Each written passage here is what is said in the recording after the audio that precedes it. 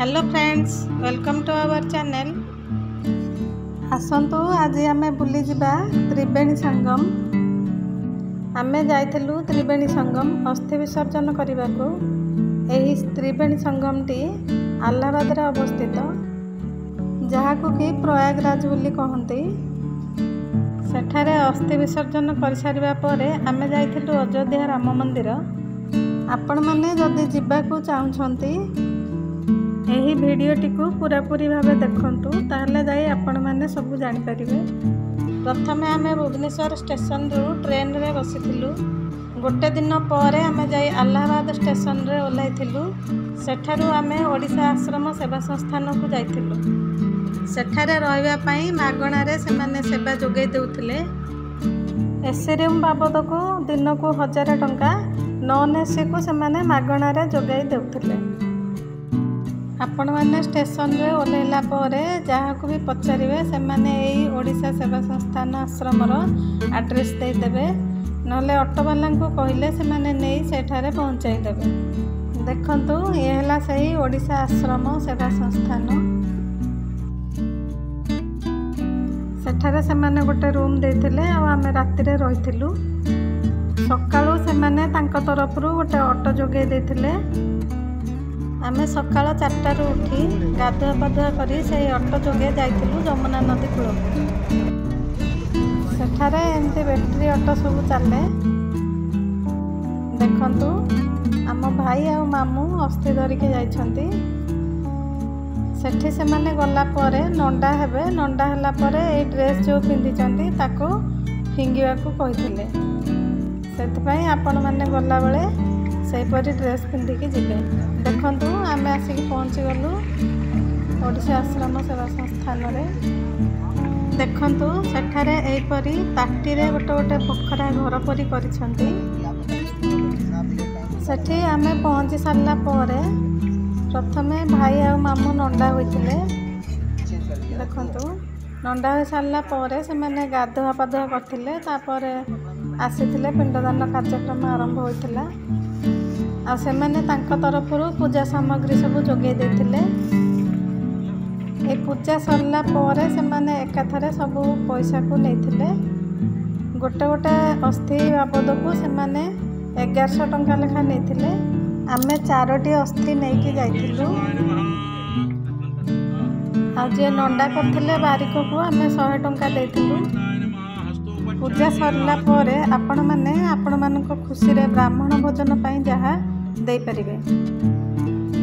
आमे ब्राह्मण भोजन पई 500 टंका देथिलु। हल्दिया आलेपम समर्पयामि। नमो नमः चारिष्टम समर्पयामि। नमो नमः। ओम माधवाय नमः। रोड़िया आलेपम समर्पयामि। नमो नमः चारिष्टम समर्पयामि। नमो नमः समर्पयामि। नमो नमः चारिष्टम समर्पयामि। नमो नमः तिलाक्षतां समर्पयामि। नमो नमः चारिष्टम समर्पयामि। नमो नमः। ओम त्र्यंबकं यगामहे सुगंधित पुष्टिवर्धनम गुरुवारुकमेव वंदना मृत्युर्मुक्षि यमामृता।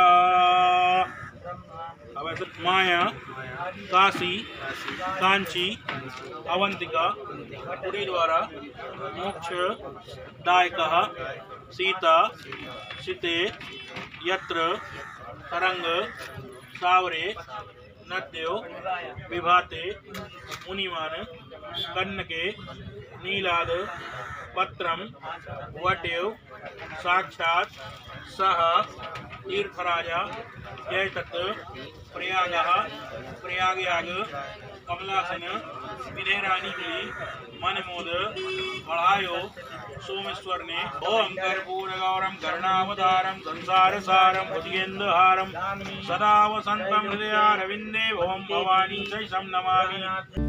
एहीपरि पिंडदान कार्यक्रम अध घंटा पर्यंत चलथिला। तापरे पूजा सरीथिला। आमे तांकर दक्षिणा को देई आमे जाइथिलु जमुना नदी कूल को।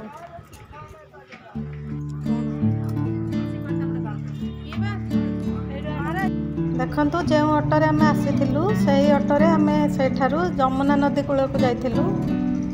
एठारू जमुना नदी कूल प्राय 2-3 किलोमीटर हम। तांको तरफ जड़े लोक आम सहित जाइथिले केउठारे कौन करा से आमको सब बुझे देथिले। देखंतु सब नदी कूल मानकरे एपरि सब पूजा सामग्री बिक्री होछि। जे माने गंगा जल आनिबा को चाहुछंती एठारू बोतल किनिकी नै परिबे आ गंगा नदीरू गंगा जल बुड़ेकी घर को नहीं पारिबे। देखंतु सेठारे एपरि गोटे डंगा बुक करिया को पड़िबो। आमे गोटे डंगा बुक करथिलु। आमठू से 600 टंका नैथिले आ सेठारू से आमको त्रिवेणी संगम पाखକୁ नहीं जाइथिले। आमे वर्तमान जमुना नदी रे जाउछु। प्राय 1 किलोमीटर गला परे आमे त्रिवेणी संगम पाखरे पहुंचे। यहाँ विश्व का सबसे बड़ा मेला लगता है। विश्व का ना कुंभ मेला लगता है। कुंभ मेला वहाँ आपको लूटने वाले बैठे हुए हैं। लुरिया टंका तुम्हें दीवा किसी का जिनिस पत्थर लेके पानी भीतर पकाबो तो टंका मंगवा, नहीं पकाबो तो टंका नहीं लगवा। हमें कुछ नहीं करना, बस हम अपने सब लोगों को समझा दें।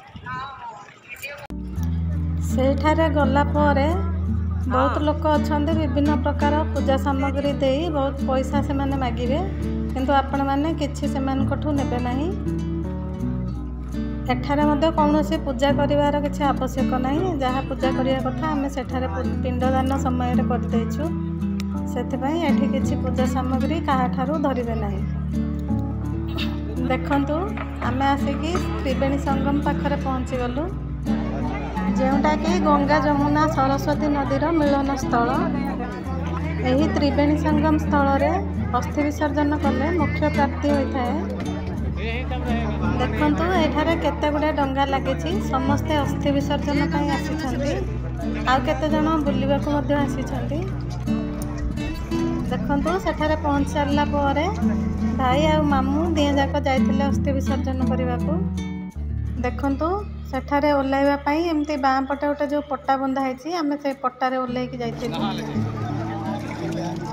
देखंतु एपटे जणे बाँ पटे ठिया होइछन्ति, नड़िया धरथिले। मन इच्छा से नड़िया को दे देथिले आ पछरे बहुत गुडे पैसा चार्ज करथिले। भाई न जानि पारे तांकठू नड़िया धर देथिला। आ देखंतु एपरि आपण माने मते से माने देले नड़िया धरिबे नाही। अस्थि विसर्जन सरला परे गंगा नदी को जाइथिले गाधेबाकू। से पछपटे देखुचंती जो माटी परी देखा जाउची ता आर पटे सेटा होचे गंगा नदी। आ आमे जोठे गाधोचु से हला गंगा जमुना सरस्वती रो मिलन स्थल। आमे प्रथमे एई त्रिवेणी संगम स्थल रे बुड़ पकेइथिलु, तापरे आमे जाई गंगा नदी रे बुड़ पकेइथिलु।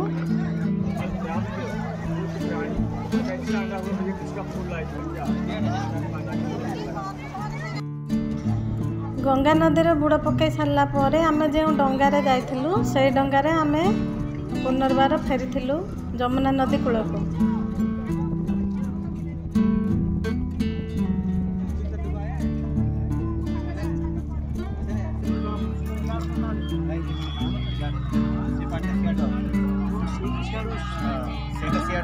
गंगा उधर से आ रहे हैं, ये यमुना इधर से जा रहे हैं।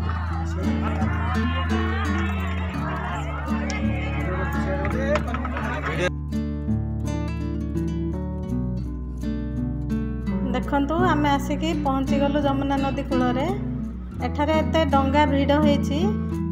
देखंतु डंगा को डंगा केपरि बाड़ी होई जाउछि। छोट छुआ मानक साइड रे न बसाई भितर बसाइबे।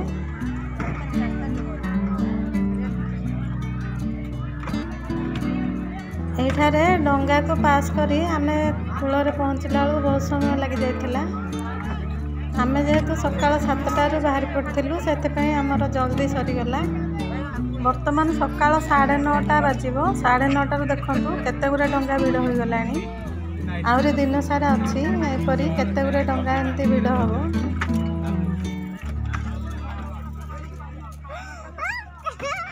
देखंतु आमे जे ऑटो रे जाइथिलु से ऑटो रे बसी पुणी ओडिशा सेवा संस्थान आश्रम को फेरी आसीथिलु। सेठारे पहुँचला बेलू दिन 10टा हो जाइथिला। आमे से ऑटो वाला को 500 टंका देथिलु। आउ आम संगे जो व्यक्ति जनक जाइथिले तांको मध्ये 500 टंका देथिलु। सेठारे आमे किछि खाଇବା पीवा कर देथिलु। तापर आमे बाहर थिलु अयोध्या राम मंदिर। ସେହି ଆଶ୍ରମର ଲୋକଙ୍କୁ କହିବାରୁ ସେମାନେ ଗୋଟେ କାର୍ ବୁଝି ଦେଇଥିଲେ। ଆମେ ସେ କାର୍କୁ ବୁକ୍ କରିଥିଲୁ।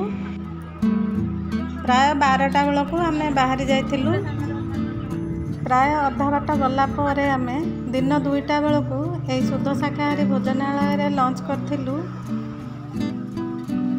ଖାଇସାରିବା ପରେ ଆମେ ପୁଣି ରାମ ମନ୍ଦିର ଅଭିମୁଖେ ବାହାରିଥିଲୁ। ଆପଣମାନେ ଯଦି ତ୍ରିବେଣୀ ସଙ୍ଗମ ଯାଉଛନ୍ତି ତାହେଲେ ଅଯୋଧ୍ୟା ନିଶ୍ଚୟ ଯାଆନ୍ତୁ ଆଉ ରାମଲାଲାଙ୍କୁ ଦର୍ଶନ କରନ୍ତୁ। ଏହି ତ୍ରିବେଣୀ ସଙ୍ଗମ ପାଖରେ ପ୍ରାୟ 100 କିଲୋମିଟର ଦୂରରେ କାଶୀ ବିଶ୍ୱନାଥ ମନ୍ଦିର ଅବସ୍ଥିତ। ଏଠାରେ ଆହୁରି ଅନେକ ଗୁଡ଼ିଏ ତୀର୍ଥସ୍ଥାନ ମଧ୍ୟ ଅଛି। ତା ପରଦିନ ଆମର ରିଟର୍ନ ଟିକେଟ୍ ହୋଇଯାଇଥିଲା, ତେଣୁକରି ଆମେ କୁଆଡ଼େ ଆଉ ବୁଲି ପାରିନଥିଲୁ। ପ୍ରାୟ 2-3 ଘଣ୍ଟା ପରେ ଆମେ ପହଞ୍ଚି ଯାଇଥିଲୁ ଅଯୋଧ୍ୟା ରାମ ମନ୍ଦିର ପାଖରେ। ଦେଖନ୍ତୁ ଆମେ ବର୍ତ୍ତମାନ ପହଞ୍ଚିଗଲୁ ଅଯୋଧ୍ୟା ରାମ ମନ୍ଦିର ପାଖରେ। ଏଠାରେ ପହଞ୍ଚିଲା ବେଳକୁ ପ୍ରାୟ ସନ୍ଧ୍ୟା 6ଟା ହୋଇଯାଇଥିଲା। ଦେଖନ୍ତୁ ଏଇଠାରେ ଆମେ କାର୍ ପାର୍କିଂ କରିଥିଲୁ। ସେଠାରୁ ପୁଣି 3-4 କିଲୋମିଟର ହେବ ରାମ ମନ୍ଦିର। ଆମେ ଅଟୋ ଯୋଗେ ଯାଇଥିଲୁ। ଏପଟେ ଡାହାଣ ପଟେ ଦେଖନ୍ତୁ ଭଣ୍ଡାର ଲାଗିଥିଲା। ଯେଉଁମାନେ ଯାଉଛନ୍ତି ସେଠାରେ ଫ୍ରିରେ ଖାଇପାରିବେ। କିଛି ସମୟ ପରେ ଆମେ ମନ୍ଦିରରେ ପହଞ୍ଚି ଯାଇଥିଲୁ। ରାମଲାଲାଙ୍କୁ ଦର୍ଶନ କରିଥିଲୁ। ରାତି 10ଟା ପରେ ରାମଲାଲାଙ୍କ ଦର୍ଶନ ବନ୍ଦ ହୋଇଯାଉଛି। 10ଟା ଭିତରେ ଆପଣମାନେ ଦର୍ଶନ କରିପାରିବେ। ଭିଡ଼ିଓଟି ଯଦି ଭଲ ଲାଗିଛି ଭିଡ଼ିଓକୁ ଲାଇକ୍ କରିବେ ଆଉ ମୋ ଚ୍ୟାନେଲକୁ ସବସ୍କ୍ରାଇବ୍ କରିବେ। ରହିଲି। Thank you for watching.